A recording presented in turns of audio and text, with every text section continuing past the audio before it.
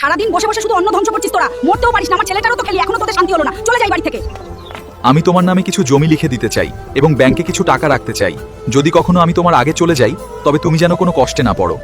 এমন করে বলো না স্বামী, তুমি থাকলে আমার আর কিছুই চাই না। তোমার বাস্তবতা সম্পর্কে কোনো ধারণা নেই। আমি না থাকলে তোমার সাথে কি কি ঘটতে পারে। চলো একটা পরীক্ষা করে নিই। কি করে? চলো আমরা একটা নাটক সাজাই।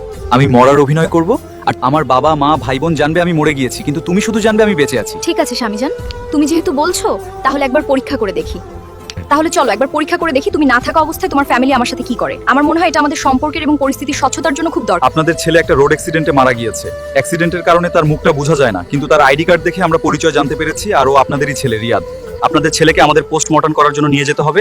আপনারা কান্নাকাটি করবেন না, আর তার স্ত্রীকে ভালো করে দেখে শুনে রাখবেন। আর এটা আমাদের আইনি প্রক্রিয়ার অংশ, ধৈর্য ধরুন। সারাদিন বসে বসে শুধু অন্ন ধ্বংস করছিস তোরা, মরতেও পারিস না। আমার ছেলেটারও তো খেলি, এখনো তোদের শান্তি হলো না। চলে যাই বাড়ি থেকে।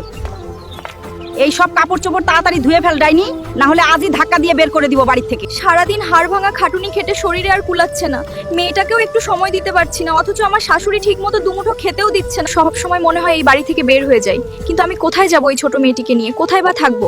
যদি আমার স্বামী আমাকে এই কঠিন বাস্তবতা না ধরিয়ে দিত, তাহলে যে আমার কি যে হতো আমি নিজেও জানি না। আসলে একটা মেয়ের স্বামী ছাড়া কত ভয়ঙ্কর জীবন তা আমি এখন বুঝতে পারছি।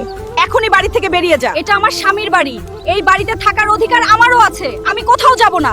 তোর স্বামী যখন বেঁচে ছিল তখন তোর অধিকার ছিল, এখন তোর স্বামী বেঁচে নেই, তাই তুই এই বাড়ি থেকে বের হয়ে যা। মা, তুমি আমার বউ আর মেয়ের প্রতি এত অত্যাচার করছো, ওদেরকে বাড়ি থেকে বের করে দিচ্ছ।